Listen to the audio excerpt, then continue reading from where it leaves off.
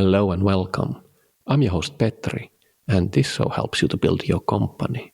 In this episode, we are talking about how to build your company by bootstrapping till the Series A, how traditional media coverage can still make a difference, challenges of European companies entering the US market, and much more. Without further ado, let's jump into the discussion with Happy or Not co-founder Heikki Väänänen. Hello Heikki, how are you doing today? Good. Thank you. How about you? Not bad. It's quite nice here. It's a winter day with sun is shining, and I think things are pretty good. 2 billion satisfied customers, or was it clicks? Yes, clicks. That's the situation where we are today after 10 years of building Happy or Not. So what is Happy or Not? Are you happy or not? Yes. So basically, what we are doing, we are providing service for our customers so that they know how happy people are at the different physical locations. So you may have seen our terminal or device somewhere, for example, maybe at the airports, where there is a device asking that how happy you were for the security or how happy you were for the retail experience. Then you can push one of those 4 smiley buttons and tell how you feel. Sounds pretty simple. Does it really work?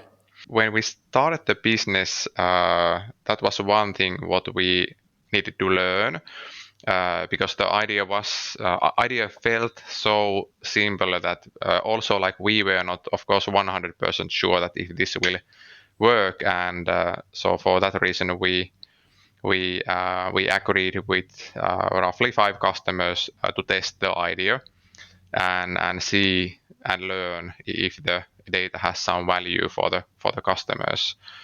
Can you walk me through, usually things are not simple in the beginning. Why was it simple in the beginning? Why did you think that you have the audacity to think that it will work because it's such a simple thing? Or was there something hidden what I don't just understand? So basically the idea felt so simple that let's just like put a device with the 4 smiley buttons and question sign, so that from the tech perspective there is nothing like miracle there. So we were thinking that because the implementation is so easy from the tech perspective, maybe someone has been trying this before and failed. So that's the reason like why we didn't need like 50 developers and engineers to put this like first prototype together to see the first results from the customers. But it was not just an easy ride. I understood that a lot of people were laughing at you and they didn't believe that it works, so it actually adds any value. And yeah, so when we were like negotiating and discussing with the first customers and people, we were also discussing with one person who is like kind of like customer experience professional, and we were presenting this idea for her as well, and the feedback from her was that idea won't ever work. So that's kind of like the worst idea what I have heard for a long time. And she felt that that device will be just like in front of everyone, and everyone will hate those devices. Why someone would use that kind of terminal? And of course, because that feedback was coming from the customer experience professional, so we thought that she knows a lot about this market and space, and for a few days we were thinking that okay, maybe that's the case that this doesn't work, but at the same time like giving up is not something what we do easily. So we made the decision that let's continue and let's collect more feedback and let's start testing the concept. so how many feedback loops and how many months or weeks or days it took that you were convinced that maybe it's not time to give up yet? So actually, maybe the first test was the most interesting one. It was one retail chain in Finland who made the decision to be the first one on this. and we took one device to Valintatalo. It was kind of like mall grocery store site, and we put the device there on the morning, and together with the customer, we were thinking that maybe we get like 10 feedbacks per day or 5 feedbacks per day. Like normally grocery stores are getting maybe 3 feedbacks per month or maybe 10 feedbacks per month. So they were thinking that that if we can get same amount of feedback per day, that would be pretty amazing. And after first day, we had roughly 150 feedbacks collected. So customer was really surprised because they could first time ever see that how happy people are per each hour. And of course, like we were surprised that actually like a lot of people are giving the feedback. So that was kind of like first really positive sign that actually this can work. So what are the questions you were asking in those terminals, and do you remember what was the first one, the very first one you were describing? The first one was like how happy you were for the service today.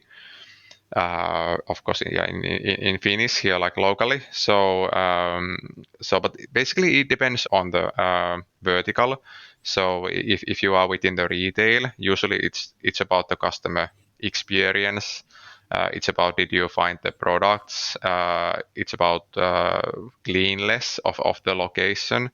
But when thinking about the, for example, airports, then it's about the security experience, about package claim experience, about like happiness for different areas on the airports. And on the healthcare, it's of course like different kind of questions, like how happy you were for the doctor visit and so on. So it depends on the customer group, what's the optimal setup of questions. Why should I push it as a customer? Is it just that I can vent? It's like, okay, bad experience. I just can express myself. And can you also describe what happens after I push the button? So yeah, that's kind of like one thing. So like based on the discussions what we have had with the people, not people who are working at the sites, but people who are giving the feedback, some people get like kind of like nice feelings about just like so that they are able to tell that how they felt about the experience. Both, like if the experience was great, it's nice that you can tell that. But also like if you are not happy for the experience, that's also sometimes like really nice that you are able to tell that to someone. Then from the kind of like from the company perspective, it's nice that people there know that how people are feeling. So, for example, I was discussing once with a person who has been working at a grocery store for 20 years. And of course, like people have been every now telling that, hey, you are doing great job or similar. But like she didn't have any kind of like statistics that how well she is performing. And the first time ever she saw that actually like their location is number one through when comparing different locations and retail sites to each other. So it can give really positive feelings for the people. So when you are giving the feedback, what you are also kind of like the reason why people should give the feedback is that then those locations can improve their things and give even better experiences for you in the future. You were the CEO of the company for many years from the founding, and now you stepped down already. So it's been quite a journey, I would imagine. But how did it all begin? So, how things started, like the idea of this concept is from more than 20 years back when I got this idea about that how about like if giving the feedback would be much easier. So instead of filling some online surveys or paper surveys or answering on the phone when someone is asking that how happy you have been for the different within like for different services. That was like that was the thinking what I had, and also like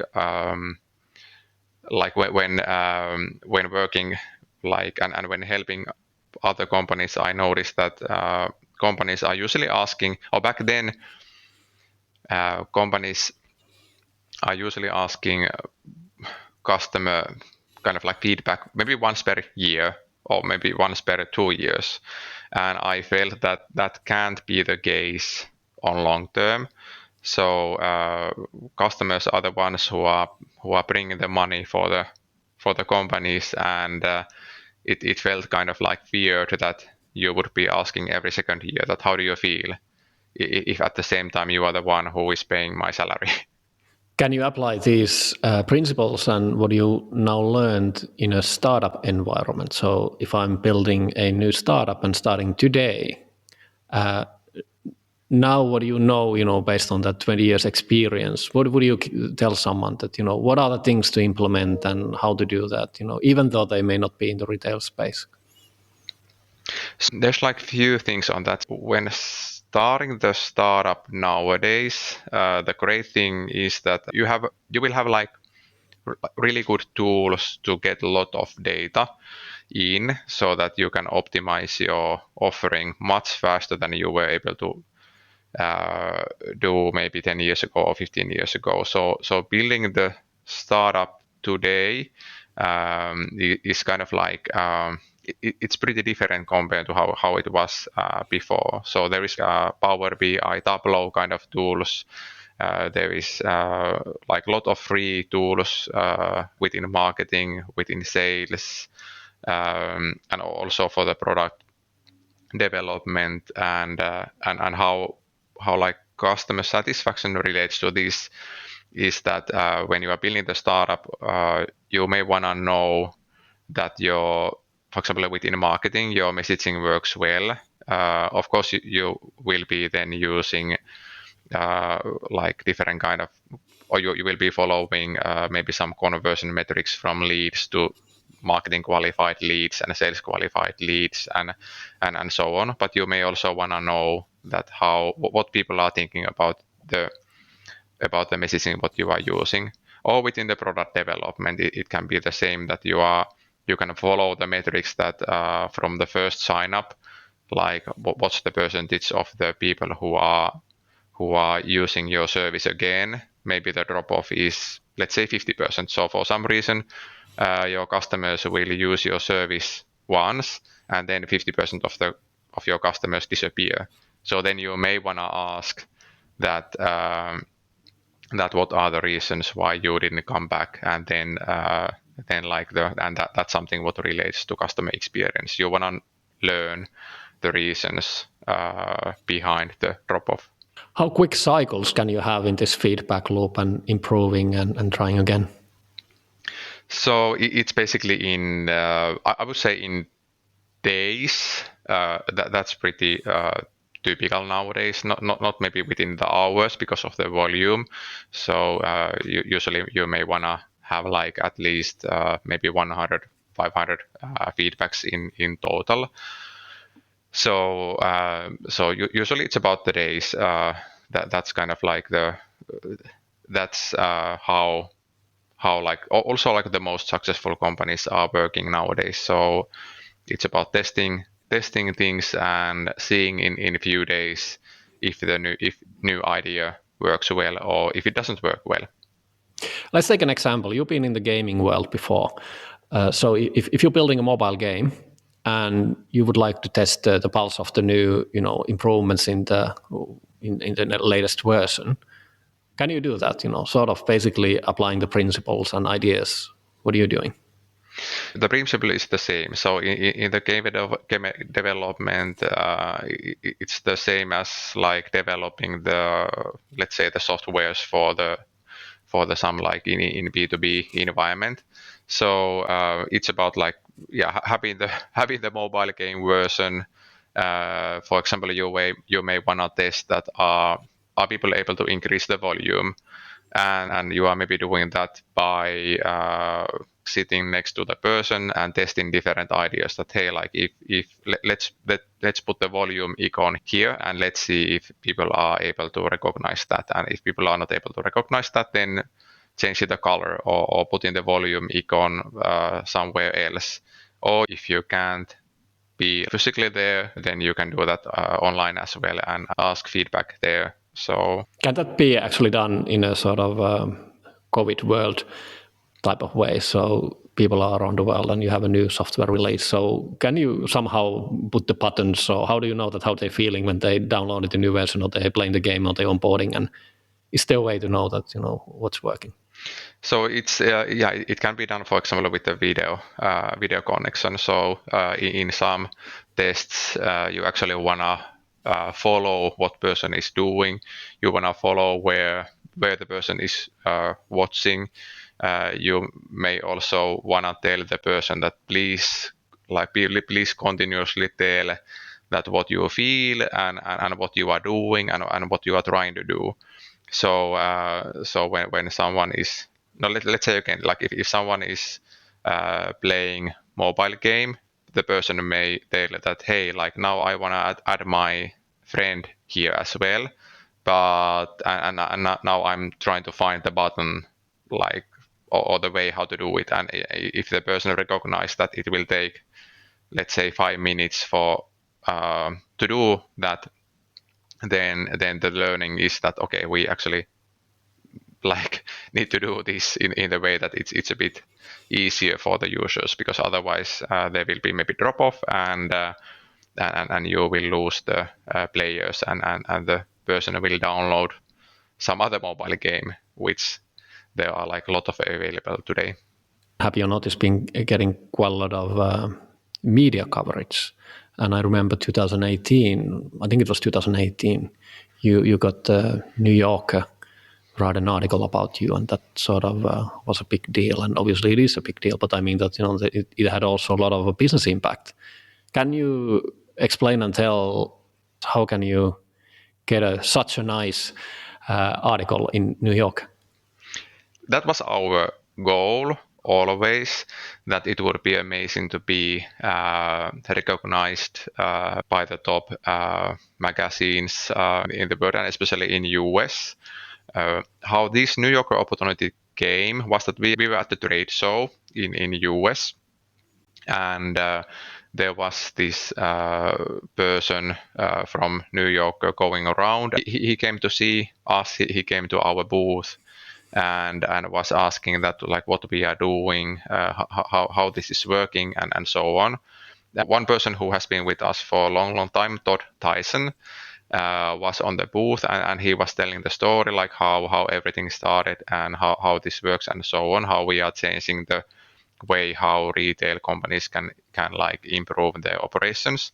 And luckily he got like so excited about us that we agreed a follow-up call with him, and during that call he was asking a bit more questions, and like eventually we agreed that they will do article about us, and they also let us know that they will be a few days with us, and also like they will fly to for example to San Francisco to meet our customers and so on. So it was like normally when these people are putting these articles together, they maybe spend like maybe 2 hours, 3 hours with the person and with the company, but this was pretty different. Like they were spending many days with us, and even met my wife, and was asking like a lot of questions about her, what she has been doing when she was young, and so on. So it was like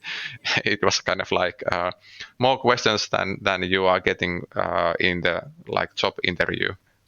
Wow.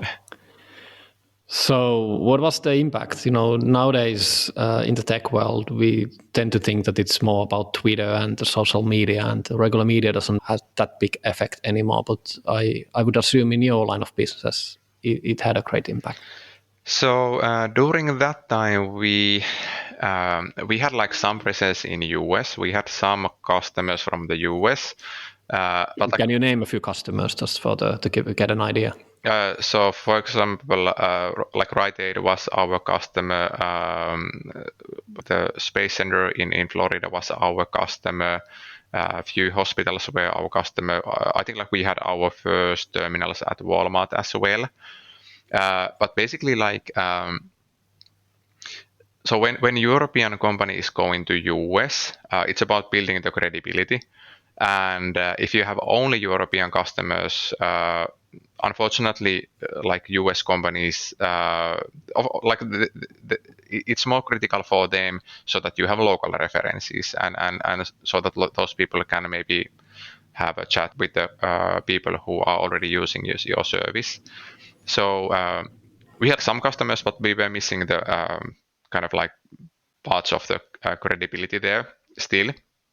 And where this article was helping us a lot was that because even for the US companies, it's almost impossible to get the article for the New Yorker. So that's kind of like that's the magazine what like well educated people are following and reading.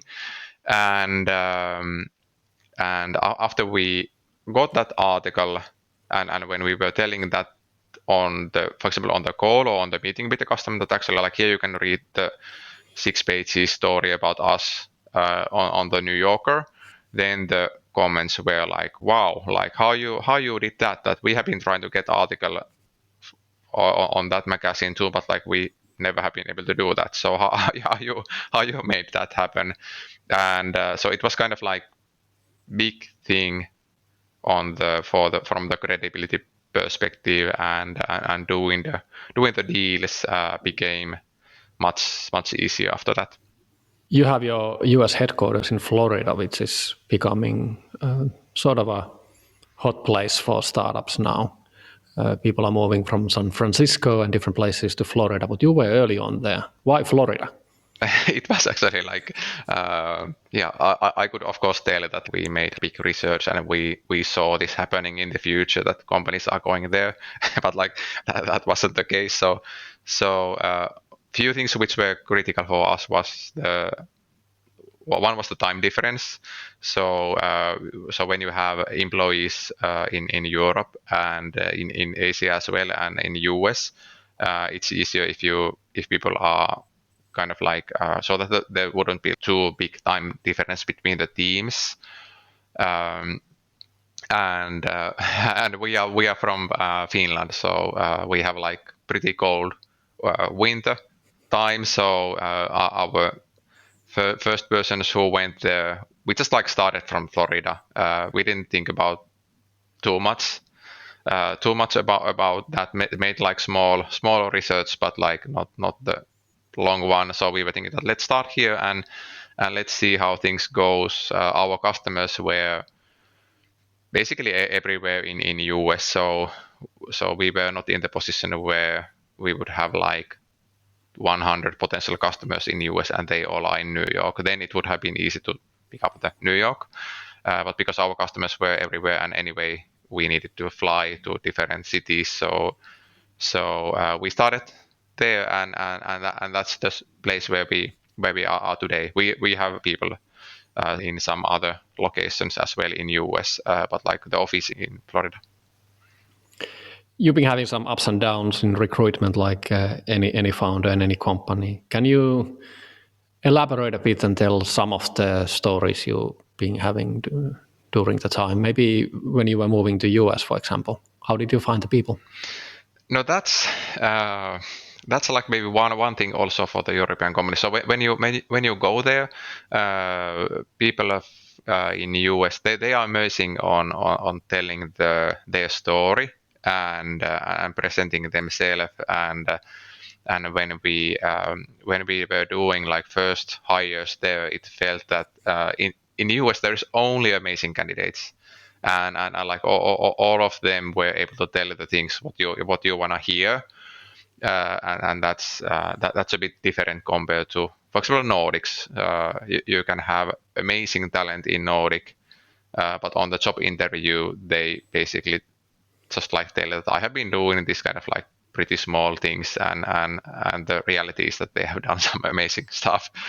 So because we were scaling fast, we were also hiring people pretty fast, and during that journey, we made some less expensive and some a bit more expensive mistakes. So it would have been good to get some local support while doing those hires. So we were even hiring one person who had pretty bad criminal background, and we found out that a bit too late, and then we were in trouble for a while, but we're able to solve that. But that's something. When doing things fast and when testing things fast, you also sometimes do mistakes. So what are the most expensive mistakes? What type of mistakes? Now, one area are the hires, because it's you maybe are paying for some company who is helping, when you are doing the hire, but it's also the lost time what is expensive. So if you hire the person for the sales role, or if you hire the person who is leading the sales, that's something where we did one mistake that early on. So we hired the person who was supposed to lead the sales, and we learned that actually this doesn't work. So and so then it means that you basically have lost maybe even year when calculating together the time when you are interviewing the candidates. Then the person has maybe 3 months notice period after he or she can join, and the person starts. There is maybe 3 months, 6 months onboarding, and after that you notice that okay, this is not working. So you have spent 1 year without getting company kind of to the next level. And in tech space, 1 year is a long time. So we are not anymore in the cycles of 2 years or 4 years or 10 years. In tech space, the great products can last. They only last maybe, let's say, 3 years, 5 years in total. So if you do one mistake which cost you 1 year, that can have huge impact on your success. So how can you avoid those mistakes? What's the lesson to learn here?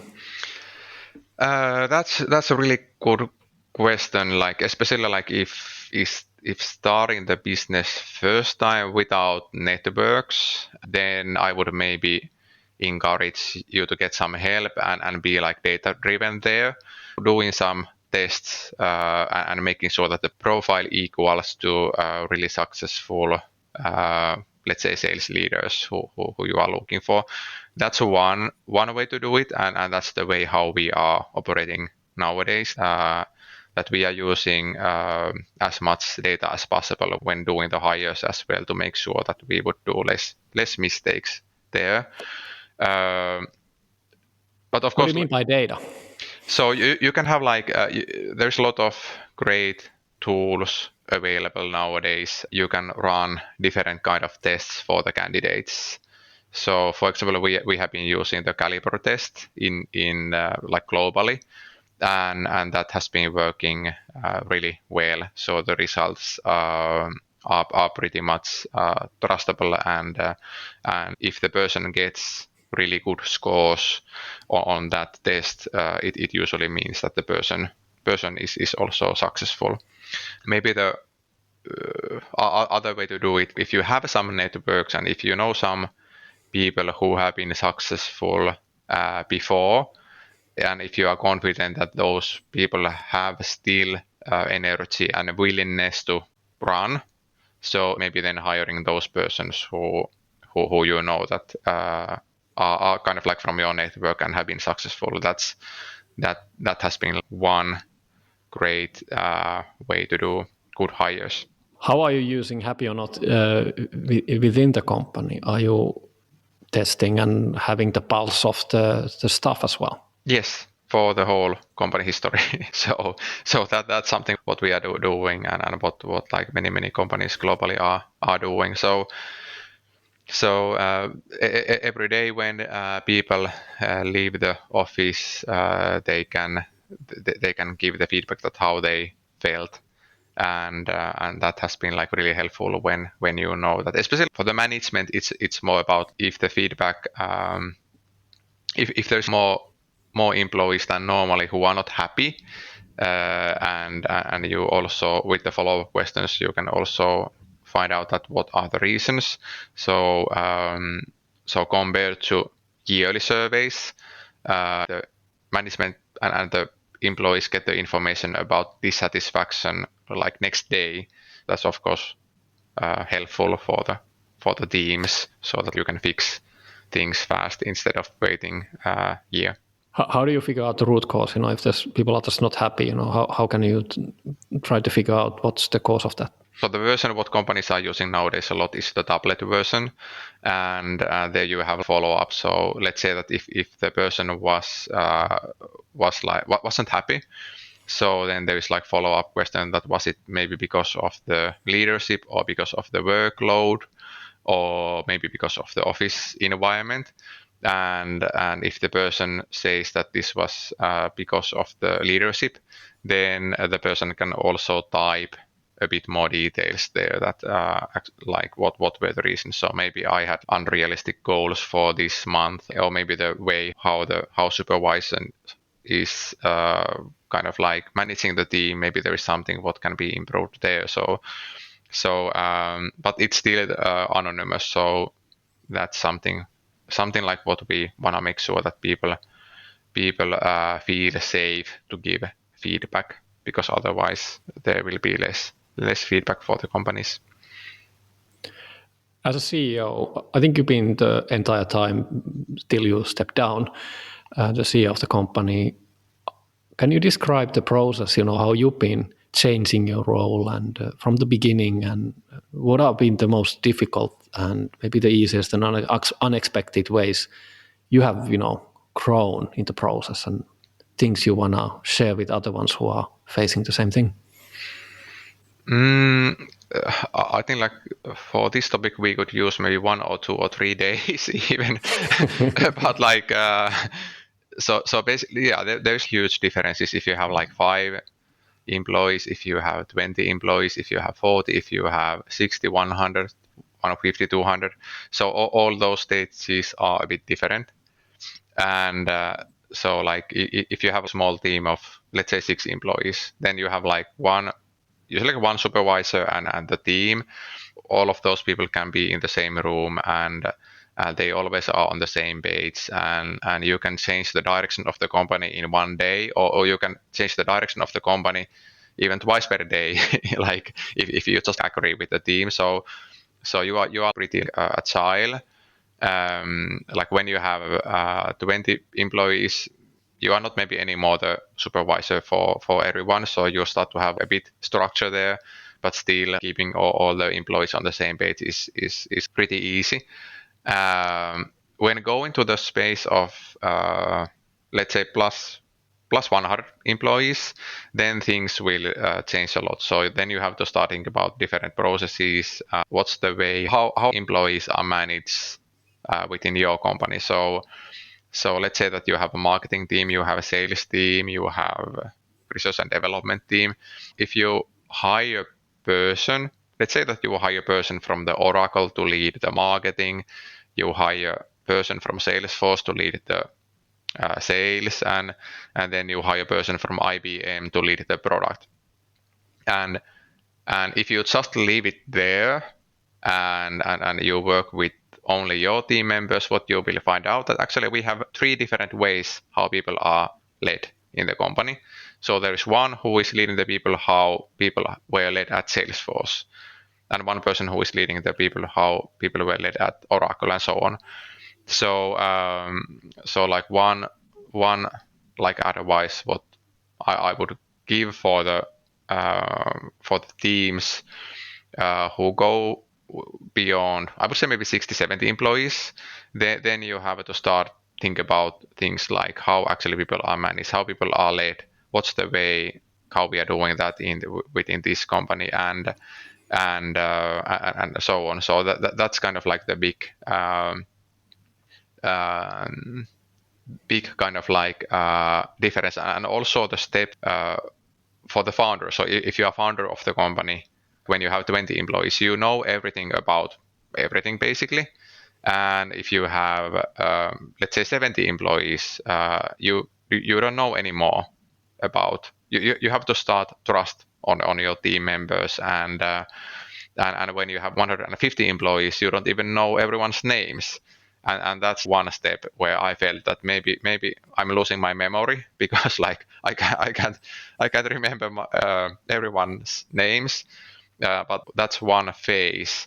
And when you are experiencing that first time, it may feel a bit weird when you are meeting someone at the office and you are like, what was the name of this person? I can't remember. It's working in my company, but I can't remember even his or her name. So that may feel a bit weird if it's like, let's say, 3 years from the situation when you had 10 employees and you knew everyone's names and even the kid's name of the of the person. So that's like when the company is smaller, it's more kind of like personal experience, and when the company gets bigger, it's more about building the structure for the founder who is also leading the company.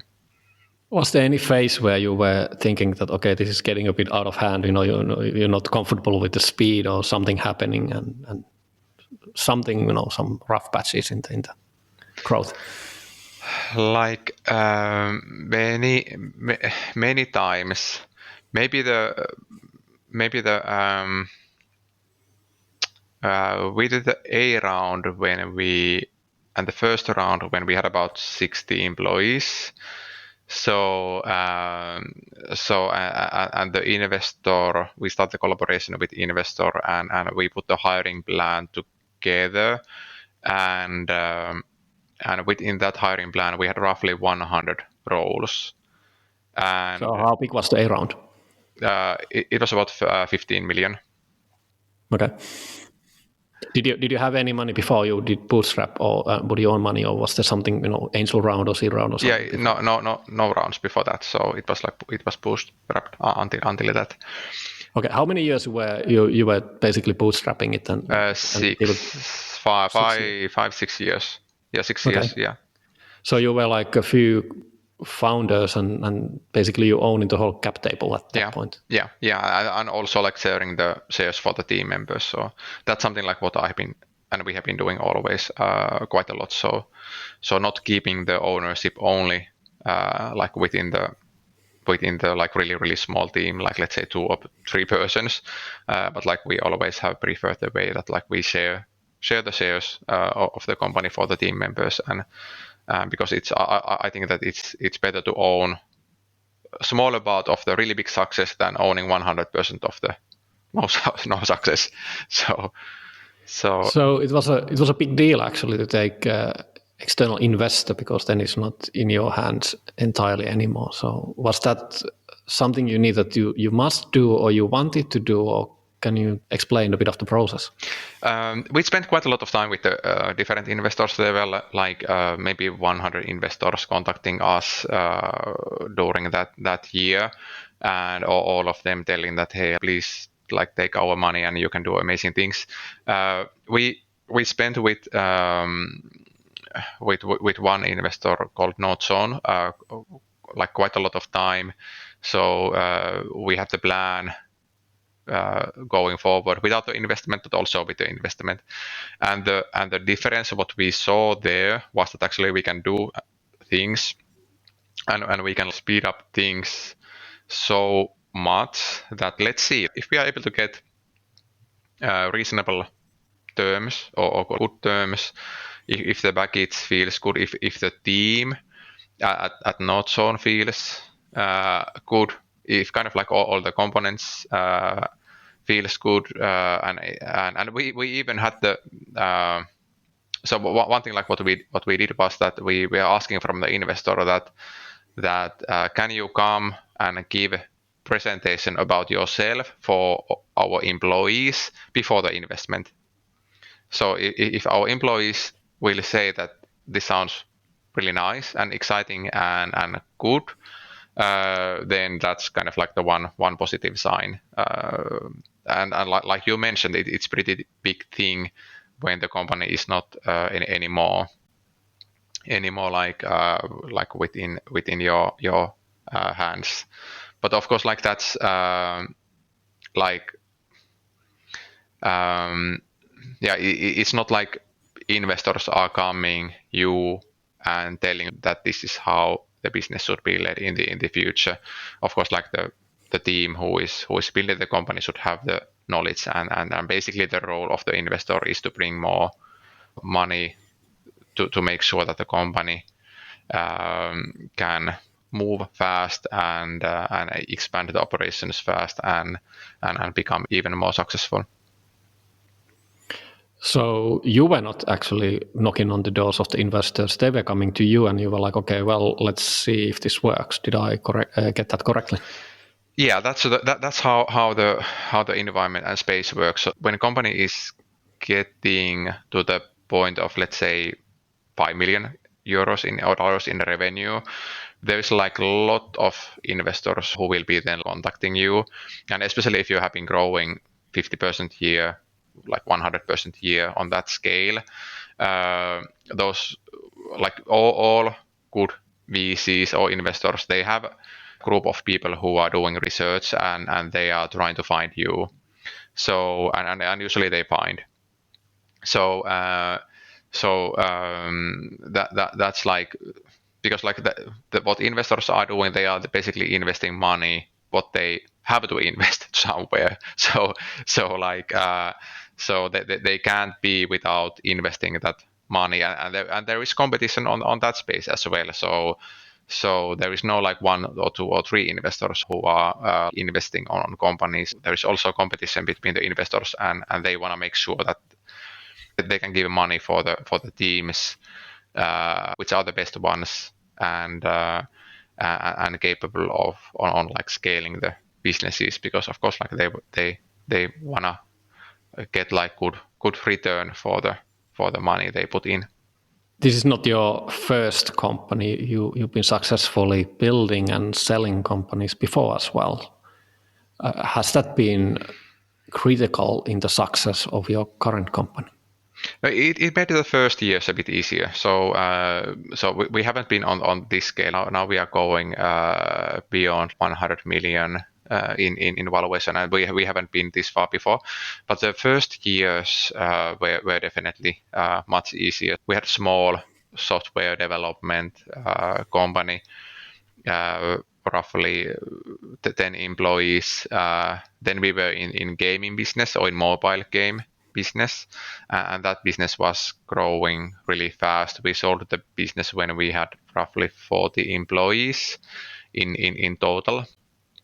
And so like if you have done something once, usually or maybe two times, then of course the next time the things will be a bit easier. That's same in like in everything, also when building the businesses. So the first years I would say were kind of like pretty straightforward when our team had experience about from the previous companies. When you were building the first product and prototyping, I understood that you were not paying everything out of your own pocket. You were basically saying that I don't have money now, but maybe if this is successful, we can compensate you. How did you manage to pull that off? Yeah, that was like something what we were testing. Thanks for the people within our network that they had the trust. So basically how the story went was that we knew that like to put the terminal together, we need some skills and help there, of course, and also when building the first version of the reporting service where people can actually see the results, We also needed some great help there, and so we met like few people, and we told about this idea that hey, like this is something what we are planning, and are you willing to help in case we need some? And basically everyone told that of course if you need any help, just let us know. And I was discussing with Ville, with the co-founder, that hey, like how about if we would do this kind of digital, we have like only 2,500 euros on our bank account, so we basically can't buy stuff. Like if you buy product development from somewhere, you at least spend 50k or 100k or even more. So so the one option was that we do the round immediately, or we test that and see if people can help. And the way we agreed that was if the company is successful, then we will pay a lot for those people. So what is lot? Can you give something concrete that, if I want to do the same thing, what should I suggest to the people? So maybe like let's put some figures. Maybe that makes it more concrete. So we had people who were helping us, for example, with some graphics or with the device, and they were maybe using, let's say, 100 hours for something. So we agreed that that if this is successful, then they will get 30,000 euros. So if you work for 100 hours, you will get 30,000 euros. So we were thinking that that's pretty good compensation especially back then. Many of us had just like finished the studies, and many of us didn't have a lot of money on our bank account. So we were thinking that like maybe that's fair. So we went and met some friends and people and told that like this is something what we can offer. And of course there is a really big risk that this is not successful, because usually companies fail.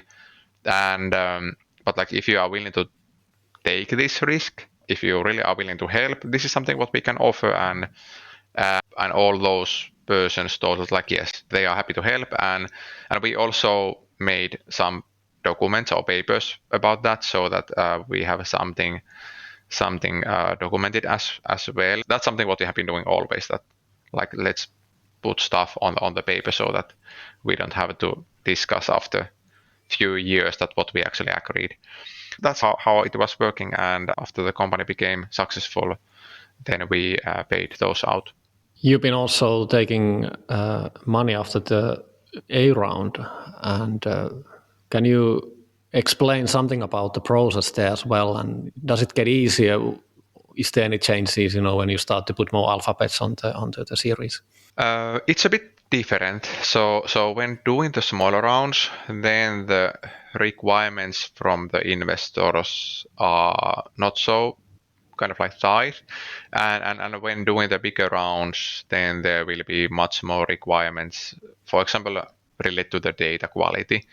So if you're putting the following rounds together,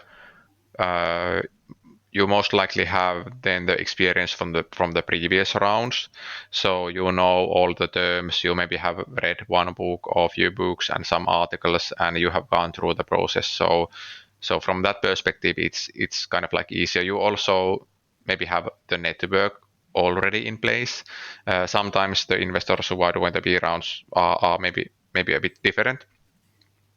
But like what I would say is maybe the biggest difference is that when doing the bigger rounds, then the requirements for the company get a bit more strict. So like you have to be able to provide a lot of data, and you have to be able to provide like a lot of data pretty fast. So I have been hearing, and when things get big enough, so like if thinking about investments of, let's say, plus 100 million or acquisitions plus 100 million. I just heard a story where there was one acquisition happening in plus 100 million category.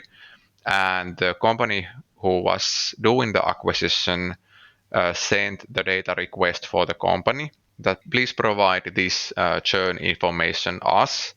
And the company was putting that data together and sent the data within the week back.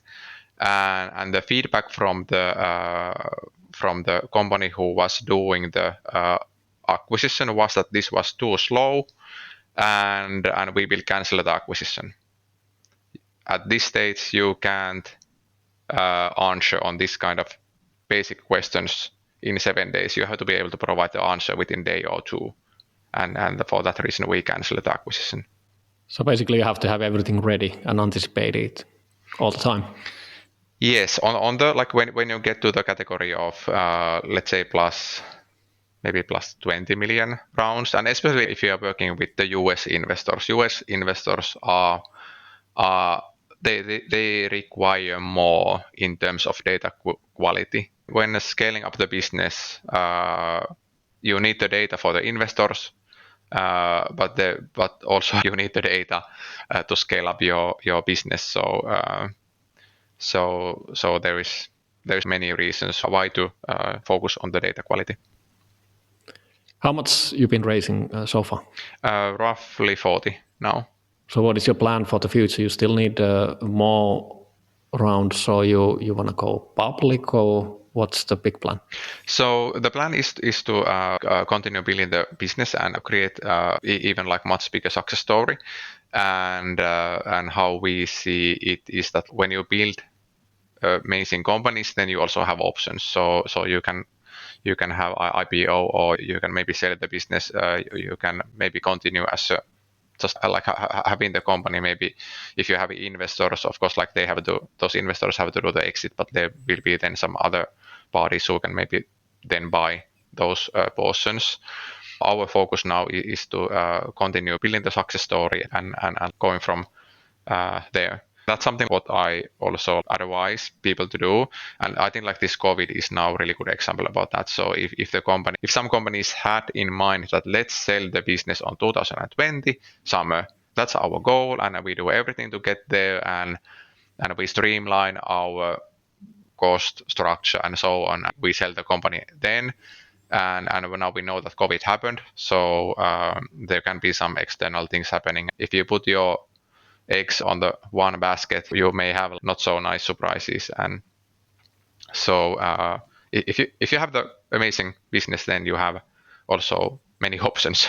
What's your take on the board and the board work, and starting from just a few people in the beginning and now having a lot of employees and also investors? So the governance structures and the management needs to also be up to par. So what's the best way to do that, depending on which stages you are? But now looking back, that is there something you would do differently, and what's the advice for those who are building their company now? It basically depends on the situation. So there's no like one single answer on that. If you have the team who knows what they are doing, they know the business, they know the market well, then I think that you can go without the board, maybe even to like 10 million scale or something. If you feel that you have great team, but it would be actually helpful to have someone external from the finance perspective, from the product perspective, from the sales marketing perspective, from the scaling perspective, kind of like sharing more some experiences for the team who is doing that first time.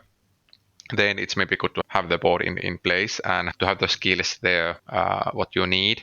When you are below, let's say 1 million in the revenue, the board is maybe a bit more operational and not having meetings like every second month. It's more about like having the WhatsApp group and discussing about different topics maybe every week. How we did it was that I think we had revenue maybe roughly 2 million when we got our first kind of like official board together.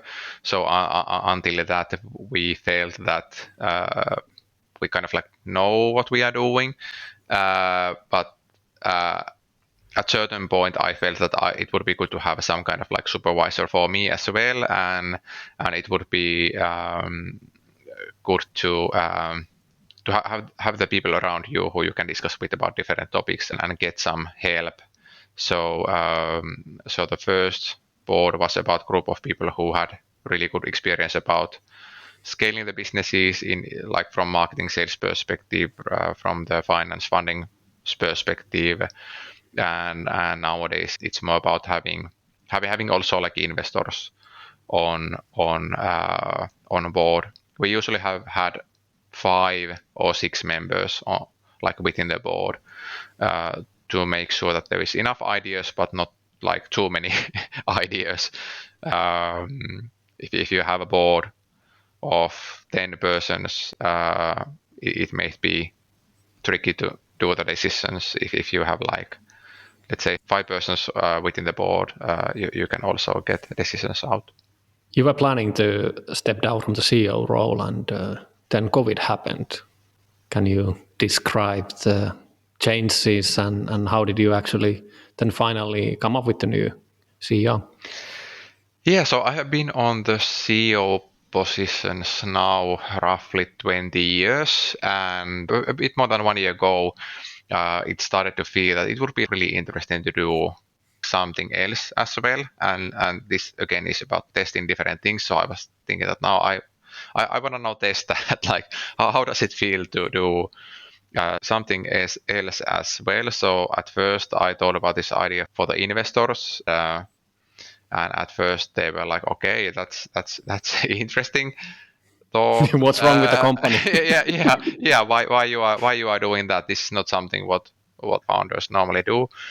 And I was telling them that like if we can find an amazing person who has amazing network, skills, knowledge about scale the business, so what we will lose? And I'm an engineer and trying to think from the pretty practical perspective. So like I was proposing that like let's test this and let's see how it works. And after that we were discussing with the board, and basically the feedback was the same. Eventually we agreed that let's start the process and let's see what kind of candidates we can find. And then COVID happened.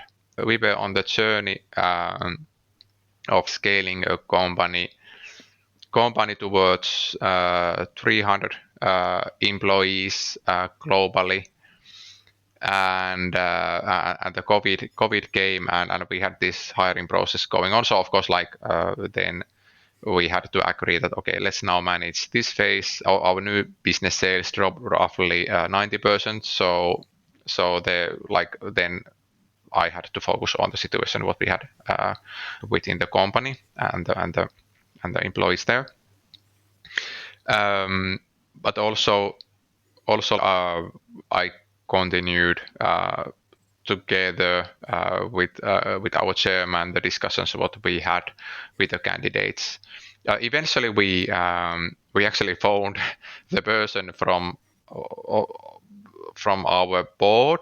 So we had like Mika Mäkitalo as one of our board members, and he had been scaling up M-Files from 40 employees to plus 500 employees, and has amazing global experience about scaling companies. And I was asking him that like, what are your thoughts about the future? What kind of plans he has? And eventually discussions got a bit more serious, and we were like discussing about the option that if he would join, and eventually like we agreed everything at the end of last year. He started early December last year. So that's in short the story. How does other people react to the success? You say that in the beginning you had a hard time convincing anyone that it's working, at least some of the customers, and then there's obviously a lot of people who look at the 4 buttons and say that this is so simple. So what's the experience? What to expect? It's kind of like being on the roller coaster. You will maybe analyze the experience more after you have gone it through,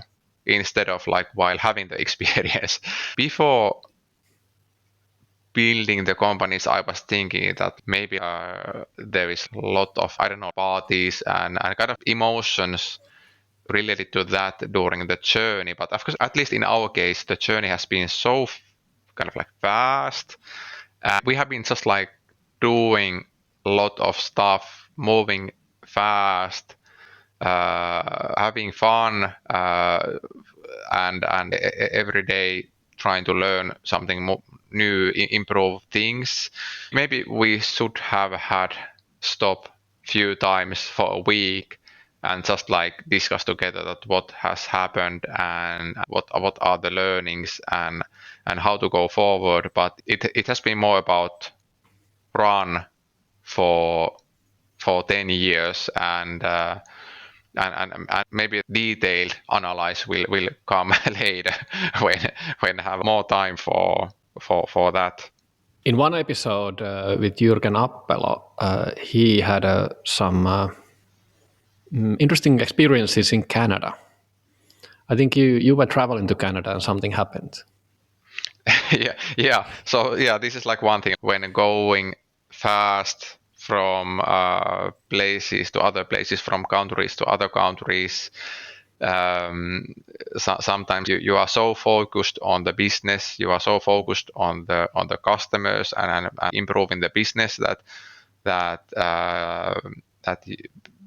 like yeah, I was in New York and meeting some investors and customers there, and I was planning to fly back to Florida when we were living there, but my colleague sent a message that please fly to Canada to Toronto and let's meet there, and I will send you all the details via email.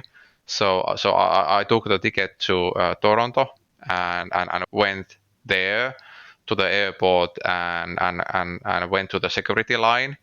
And the person was asking that what is the hotel where you are going, and I told like I don't know what's the name of the hotel, and then he was asking that who are the people who you are going to meet, and basically he was asking the questions and I didn't know answer on any of those questions. Then the person told that you have to go to the room there and they will have more questions, and so I went there and again, the person was asking the same questions and a lot more questions, like what you are doing here and so on. And I had all the details, all the information on my mobile phone. But the issue was that they told that in security in Canada, you can't use your mobile phone. And I was telling them that I have all the answers here in my mobile phone. And if you don't let me use this, I don't have any answer on your questions. And like, so it took about 1 hour and eventually they told that, yeah, you can go. So how did they convince that, okay, you may be telling the truth and it's actually in the email? So I had Happy or Not t-shirt on, and I was going to speak on the event there, and I told them that, hey, you can see this smileys here, you can see my face on the trade show material from the web. I'm going there. I'm actually going to meet the people from the Toronto airport, so I'm going to meet your colleagues. Like as well. So, but I don't know I don't know those names because I have those on my mobile phone. But you are not letting me to use this mobile phone. So like yeah, eventually they gave up. So what was the button you pushed? They didn't have the terminal there. Yeah, they didn't have the terminal yet there. So. What is your favorite word? Lava. What is your least favorite word? It's kind of the same sentence. I won't ever learn this. What turns you on creatively, spiritually, or emotionally? If you think about word, like it's like the freedom and the space. What turns you off? Limits, like small rooms. What is your favorite curse word?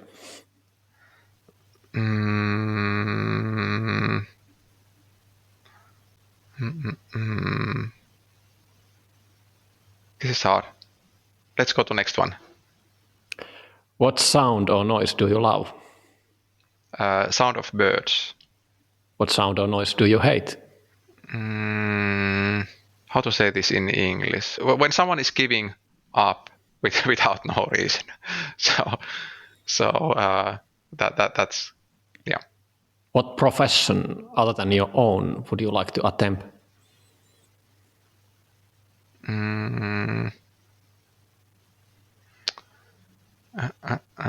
Something related to music or something related to entertainment. What profession would you not like to do?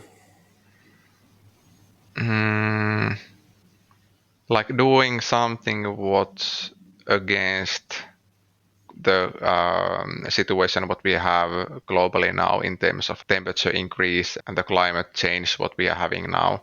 Things relate to that. If you could be a co-founder of any startup in any era, which one would you choose? Now maybe the Facebook is kind of like, and the reason why I say this is that it's kind of, I think like it would have been amazing to be part of building the kind of like new ecosystems within B2C space and getting all the learnings there. And maybe Amazon is the second one, which is amazing from the culture perspective and when building really big things, also failing within pretty big things. Any final words for the audience? If you hear that someone is having a somewhat good idea about something that, hey, like, should I maybe start the business? And especially if the person is, let's say, between 18 and 25 years old, and maybe that person is starting, let's say, at the university, please encourage those people to try, because that's the time when you are usually used to live with pretty small amount of money, and taking risks during that time is much easier compared to the situation when you have family and maybe 2 kids and you need that, let's say, 2,000, 4,000 euros or dollars per month to provide food and a warm house.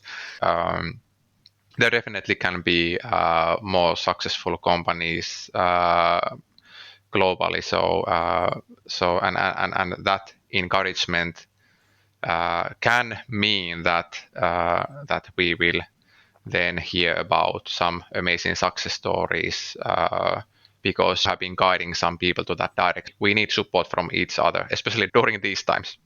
Thank you, Heikki. It's been such a satisfying experience. A lot of smileys. Thank you. Likewise. What were your favorite takeaways? For me, it's nice to hear that when you build something valuable, the investors are knocking on your door instead of you doing all the legwork. If you like this episode, send it to a person you think who might benefit from it.